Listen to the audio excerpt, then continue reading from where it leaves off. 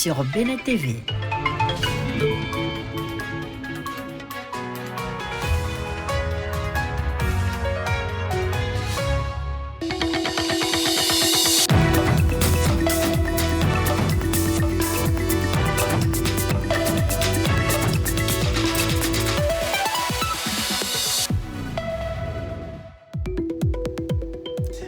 Mesdames, Messieurs, bonsoir. Ravi de vous retrouver pour ce rendez-vous d'actualité le 20h de Bénin TV. Tout de suite, les titres.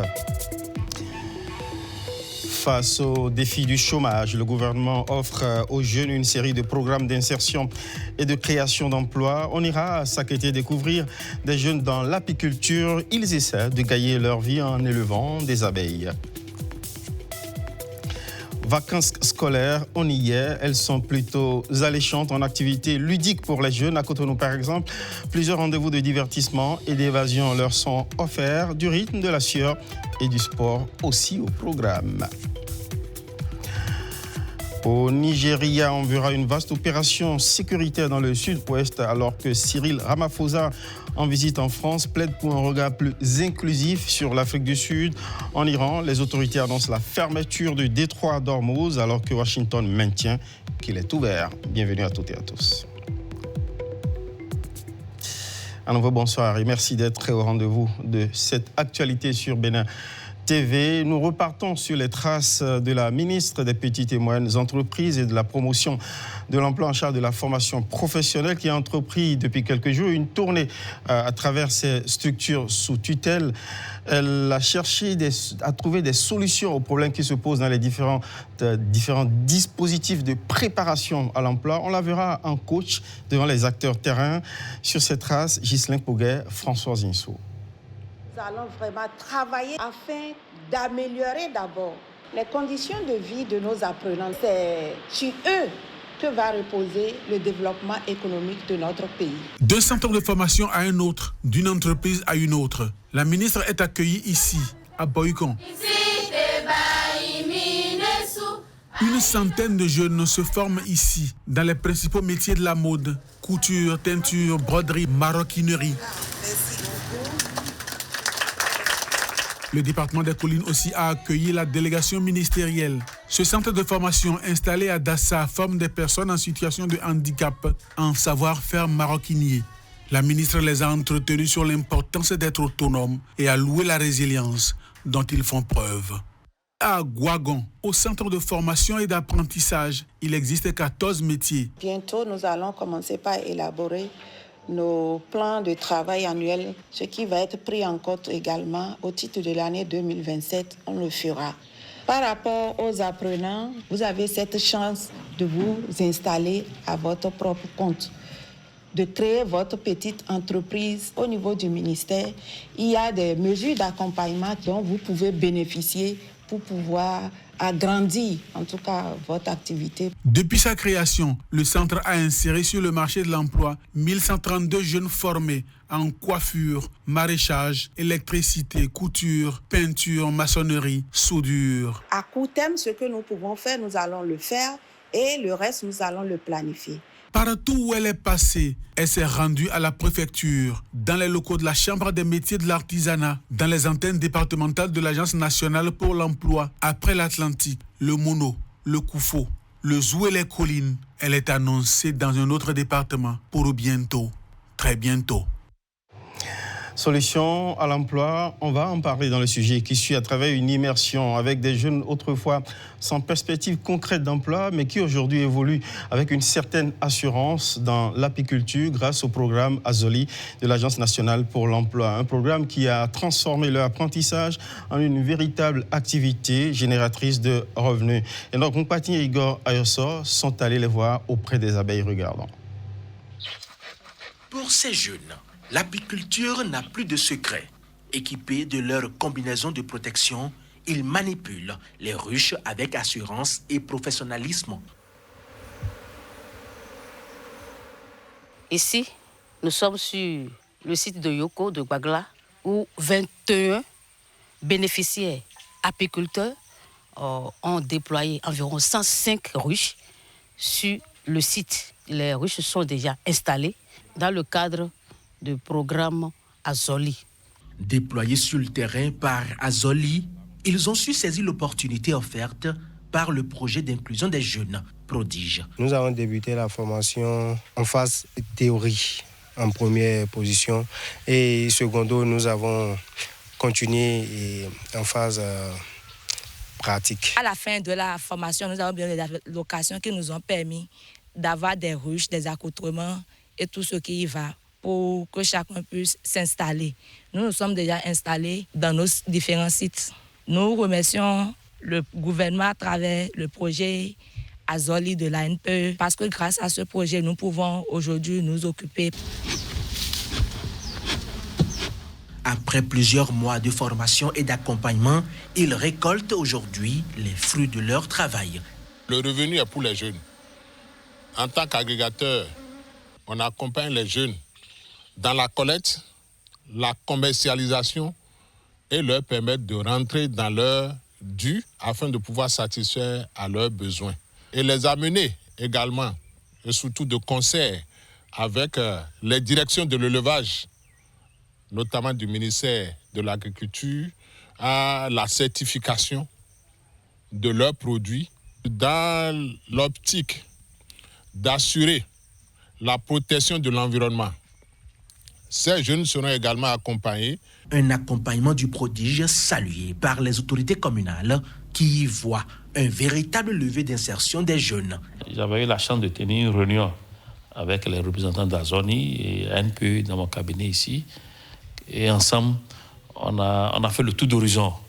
Et les difficultés que ces jeunes ont en matière d'installation, nous avons trouvé des apports de solutions. Et j'ai fait un tour pour voir comment ils s'occupent. Je ne peux qu'encourager Azoli et ANPE dans ce sens, de ne pas baisser les bras, parce que notre jeunesse a besoin de ça, surtout celle de Sakété. Ces jeunes formés illustrent sur le terrain l'efficacité du programme Azoli, qui transforme les ambitions en emplois durables.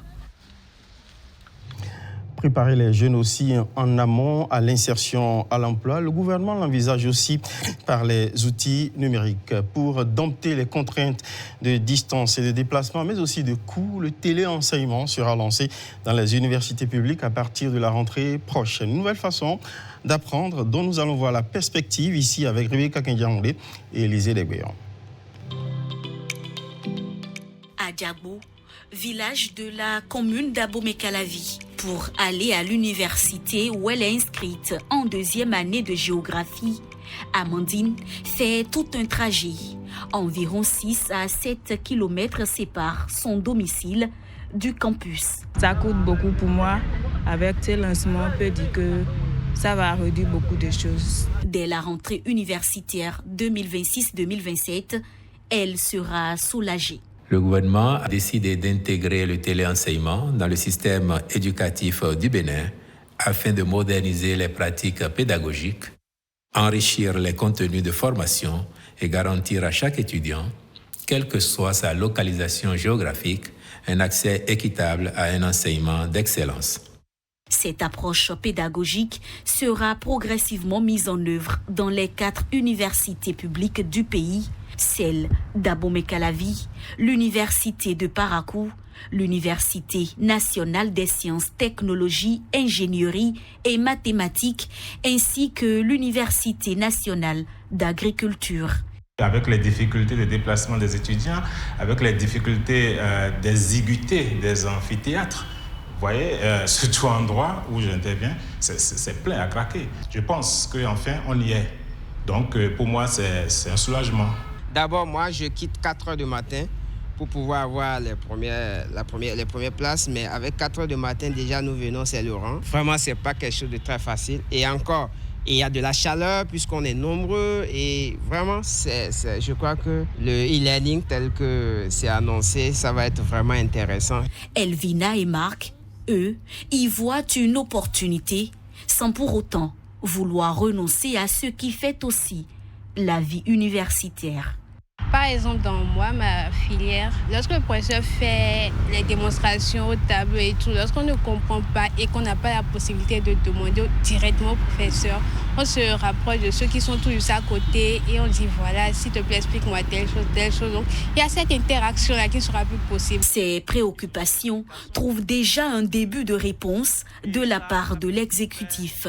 En plus de la plateforme nationale de téléenseignement étudiant.bj, le gouvernement prévoit l'aménagement d'espaces pédagogiques y dédiés sur plusieurs campus, la mise en place de studios de téléenseignement ainsi que des équipements de vidéoprojection pour accompagner cette transformation. Économie bleue a à présent un mot sur cette vaste coopération qui va réunir les États africains unis par l'Atlantique à travers des assises ici à Cotonou. Consolider un espace africain atlantique intégré, sûr et durable, c'est l'ambition portée par les États africains riverains de l'océan Atlantique à travers le processus des États africains atlantiques, le PE2A. En prélude à la 7e réunion ministérielle prévue demain à Cotonou. Les points focaux des pays membres se réunissent ce dimanche pour préparer les grandes orientations qui seront soumises au ministre. Le secrétaire permanent du processus des États africains atlantiques revient ici sur les enjeux de cette rencontre. Il est au micro de Jennifer Sativi et Mathieu Degbello. On est là, on est en train de parler du bassin atlantique. C'est un espace qui nous unit, bien sûr, mais dans lequel il y a beaucoup de défis sécuritaires. Et cette initiative royale, ça nous permet de mutualiser nos efforts afin de pouvoir voir d'une manière beaucoup plus efficace si on est capable de travailler ensemble, de coordonner nos efforts, d'aller, je dirais, vers des solutions beaucoup plus efficaces. Alors les corridors logistiques verts, c'est aussi un aspect, je dirais, important pour qu'en tant qu'Africains, qu'on puisse aussi participer dans les chaînes de valeur et d'approvisionnement mondial. On sait très bien que les infrastructures portuaires, logistiques jouent un rôle important dans la compétitivité économique. Mais dans la perturbation, parfois, on voit ce qui se passe, par exemple, dans certaines régions du monde avec ces tensions géopolitiques, mais qui affectent d'une manière considérable l'économie mondiale. Parce que ce sont avec ce qu'on appelle les choke points ou les goulots d'étranglement, s'ils sont perturbés, cela pourrait affecter de manière importante l'économie mondiale. On considère cette initiative et ce processus comme un élément ou un facteur qui va nous permettre d'entrer en partenariat avec les autres. Le Bénin est un acteur clé de ce processus africain-atlantique, de cette initiative qui a été lancée par Sa Majesté le roi Mohamed VI en 2022, qui vise à renforcer la coordination, l'intégration des États africains atlantiques autour de visions et d'objectifs communs. Parlons justice à présent, à travers cet idéal, mieux servir le justiciable béninois. Eh bien, c'est l'objectif commun qui a réuni plusieurs praticiens du droit au tribunal de première instance d'Abomey pendant 2 jours. L'événement s'inscrit dans le cadre de la 16e rencontre de dialogue entre la Cour suprême, les juridictions de fond et les ordres professionnels de la justice. Les enjeux avec Canel Kakpo et Pedro Mensangbewa.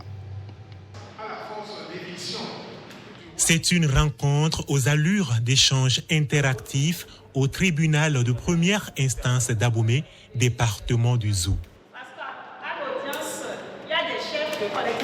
Ils sont magistrats, avocats, notaires, huissiers de justice, commissaires-priseurs ou encore greffiers et parlent le même langage, celui de la justice. L'intérêt de cette rencontre dépasse donc largement le cadre institutionnel. Ce qui est marquant dans le cadre de cette 16e rencontre, c'est de voir toutes les juridictions de fond du Bénin et de la Cour suprême dans un dialogue pour améliorer la qualité du droit au Bénin.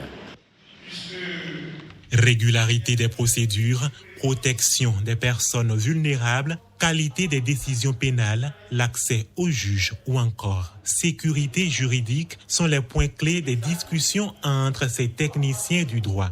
Le juge foncier aujourd'hui doit voir au-delà des catégories prédéfinies par la norme juridique et aller au-delà, faire œuvre de législateur. Et donc c'est cette attitude de proactif qu'on l'invite à exercer aujourd'hui et à voir de plus en plus dans la réalité des faits. La justice des mineurs est une justice qui mérite pleinement qu'on y prête attention, qu'on y apporte suffisamment de réformes qui entrent dans le cadre de la protection et du respect de l'intérêt supérieur de l'enfant. Il nous faut, chers collègues, inspirer dans notre action au quotidien confiance aux plaideurs et plus généralement à nos concitoyens. Les conclusions des travaux de 2 jours ont débouché sur des recommandations qui permettront d'atteindre cet idéal. Santé à présent, santé, la santé qui se met au pas, au rythme, au pouls du digital. Consultation à distance, avis médical ou encore ordonnance, tout peut se faire désormais via un smartphone au Bénin. Au Bénin, les solutions numériques investissent progressivement le domaine de la santé. Une plateforme de téléconsultation propose par exemple plusieurs services en quelques clics. Reportage Christelle Tongodo, Macléod Adam Soleil. J'ai un retard de quelques jours alors que j'ai eu à prendre une pilule du lendemain. Ok, et après la prise de la contraception, est-ce que vous avez eu encore des rapports jusqu'à aujourd'hui? Non protégés? Non. Ok, d'accord. Ce simple échange se déroule pourtant à plusieurs kilomètres de distance. Grâce à la plateforme Elle, une consultation peut désormais commencer là où surgit le besoin, derrière un écran. Pour moi, il y avait matière à agir. Permettre à n'importe quelle fille ou n'importe quelle femme d'avoir de l'information fiable de santé, être en contact avec des professionnels de santé sur des sujets qui sont parfois difficiles à aborder en toute confidentialité avec ce smartphone. Je suis à Calavi. Ok, ça marche. Il y a nos cliniques partenaires qui sont sur la plateforme, vous allez pouvoir voir. Vous pouvez rencontrer un professionnel de santé, une sage-femme ou un gynéco. C'est souvent des préoccupations sur comment va se passer la grossesse, ou soit c'est souvent, je ne sais pas, mes menstrues, ou soit c'est souvent, j'ai pris tel comprimé. Il y en a qui m'appellent juste pour savoir aussi les méthodes contraceptives, comment ça marche. Au-delà des sages-femmes, d'autres spécialistes sont disponibles et tout de suite. On peut retrouver des spécialistes sur la plateforme comme des sages-femmes, des gynécologues, des psychologues, des psychiatres. On peut retrouver des pédiatres, des kinésithérapeutes. Nous prenons à travers l'application des pseudos. Donc nous n'exigeons pas de nom et de prénom. On peut également faire relire une ordonnance. Donc vous pourrez recevoir très facilement, que ce soit votre ordonnance de façon numérique, les résultats d'examen de façon numérique. Donc vous n'avez plus besoin de vous déplacer, d'attendre pendant longtemps dans la salle d'attente avant de recevoir vos résultats d'examen. J'ai pu téléconsulter par appel vidéo avec une sage-femme qui a été très courtoise et très gentille avec moi. J'ai été ravie de voir que je pouvais suivre mes règles avec l'application. J'ai eu accès à plusieurs articles comme comment avoir une bonne hygiène intime pendant les menstrues et je suis très ravie. Lorsque j'étais dans mon stage de gynécologie, j'ai été témoin d'un cas, donc une fille de 16 ans qui avait une grossesse non désirée et qui avait été malheureusement menée à faire une manœuvre d'avortement clandestin qui a mal tourné. Et l'équipe médicale a dû lui retirer son utérus pour lui sauver la vie parce qu'elle saignait beaucoup.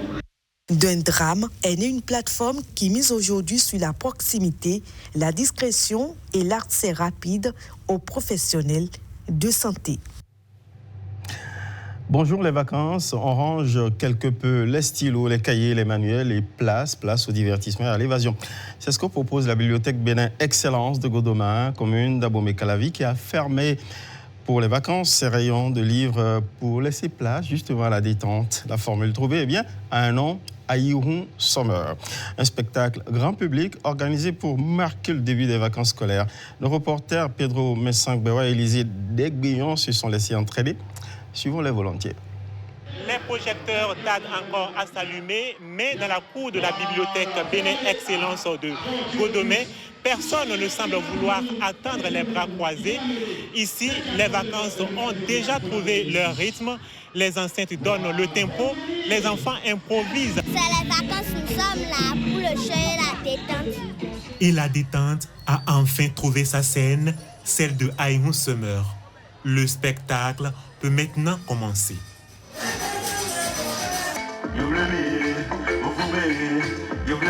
Comme c'est les vacances, j'ai amené les enfants pour s'amuser, pour se distraire.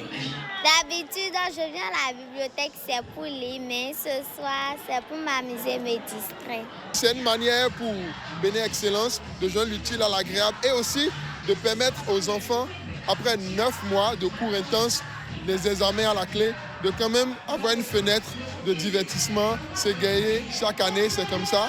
Avec Bénin Excellence, on célèbre les débuts des vacances avec Aïmou Summer, un concert qui permet aux jeunes de la localité d'exprimer leur talent et d'apprendre aux côtés de professionnels, des artistes déjà connus. Les prestations artistiques se succèdent devant un public déjà conquis. Chant, danse et animation installent peu à peu l'ambiance. Je viens de la Guadeloupe. Quand j'ai vu déjà qu'il y avait cette annonce sur les réseaux sociaux, alors je me suis dit quand même, oh là là, que du bonheur, il faut que je sois présent pour voir un petit peu le talent de ces jeunes et qui viennent s'exprimer par ici. Je m'amuse beaucoup parce que le spectacle, c'est bruyant, c'est mouvementé. Je vous souhaite un très bon moment aussi à vous. Merci beaucoup. Ce spectacle est un prétexte parfait pour dire à tous que les vacances ne font que commencer. Je vous l'avais dit, ça va beaucoup bouger dans les rangs des jeunes en ces vacances-ci. On va faire du sport aussi. Justement, on a rendez-vous avec le championnat national scolaire. Grand Popo rallume la flamme. 5 ans après avoir accueilli la compétition, cette commune balnéaire renoue avec le championnat national scolaire. Pendant une semaine, près de 1500 jeunes venus des 12 départements du Bénin vont s'affronter dans 5 disciplines sportives avec l'ambition légitime de décrocher les premières places au bout de leur talent. L'ouverture officielle a été officiée par le ministre des Sports et de l'Engagement civique. Koudous Abdoulaye et Igor Ayurso, Patrick Ounye étaient tout autour des stades. 5 ans après, Grand Popo reprend le flambeau de l'organisation du championnat national scolaire. 1488 talents vont à la quête des places d'honneur dans 5 disciplines sportives. Il y a 5 ans, ici même, sur ce magnifique stade communal, la première édition fut lancée en 2021 avec un pari ambitieux. Faire du sport scolaire un véritable vivier de talent. À l'époque, une seule discipline était au rendez-vous, le football chez les filles comme chez les garçons.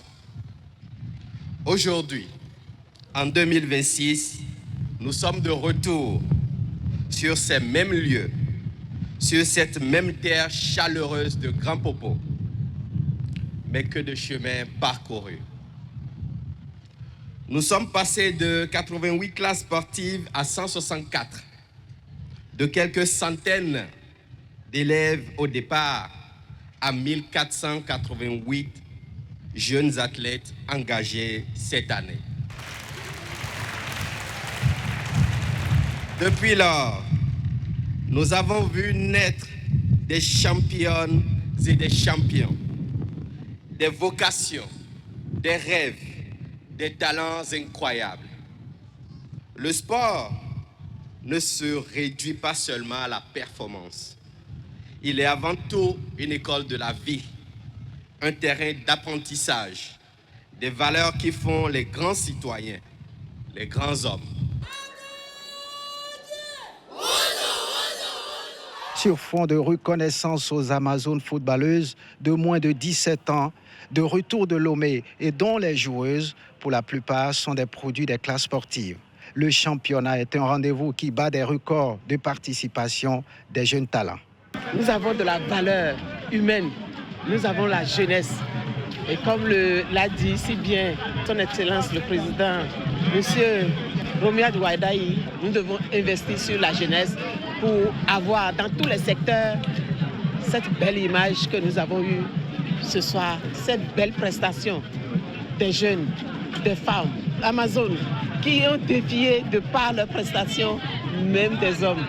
je suis très fière d'avoir assisté à ce lancement cet après-midi. Jeunesse en mouvement, héritage, excellence, citoyenneté, thème du tableau artistique, une ode de cette jeunesse désormais aux couleurs du capital humain béninois a révélé dans tous les domaines et pendant une semaine à Grand Popo. C'est quasiment la fin de ce journal, mais on fait un petit tour à l'étranger. Au Nigeria, lors du sauvetage samedi de plus de 40 écoliers enlevés, les forces de sécurité ont reconnu avoir subi des pertes. C'est à l'issue d'une opération soigneusement planifiée pour mettre fin à une grave crise sécuritaire dans le sud-ouest du pays. Des hommes armés que l'armée nigériane a accusés d'être des djihadistes de Boko Haram avaient enlevé 46 élèves et membres du personnel de 3 écoles de l'État d'Oyo dans le sud-ouest du pays le 15 mai. L'Iran a annoncé dimanche la fermeture du détroit d'Ormuz après une nouvelle reprise des hostilités avec les États-Unis qui assurent de leur côté que cette voie navigable stratégique reste ouverte, hypothéquant davantage un retour à la table des négociations. Il s'agit de la deuxième série d'affrontements en moins d'une semaine, alors que les deux pays avaient signé le 17 juin un protocole d'accord visant à mettre fin à la guerre au Moyen-Orient, déclenchée par l'attaque israélo-américaine du 28 février contre l'Iran. Merci à Jérôme Mouba pour cette escale internationale. On termine, on descend ici. Prochain rendez-vous du mondial, les demi-finales, c'est mardi prochain. Pas de plateau spécial mondial ce soir, mais restez scotchés sur BeNa TV qui sait agrémenter vos soirées. Bonsoir chez vous.